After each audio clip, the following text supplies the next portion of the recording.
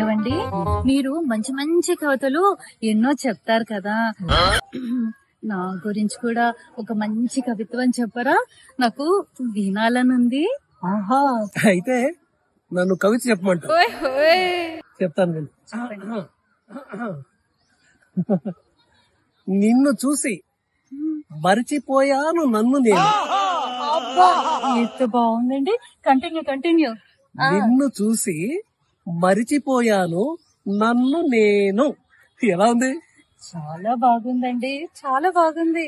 ఇంకా ఇంకా నీ చెల్లిని చూసి మరిచిపోయాను నిన్ను నేను. నీ చెల్లిని చూసి మరిచిపోయాను నిన్ను నేను. ఎలా ఉంది? ఎలా ఉందో ఈ కవిత? నువ్వు ఇంటికి రా, నీ పని దాని పని ఇద్దరు పని ఒకటే సార్ చెప్తాను నేను.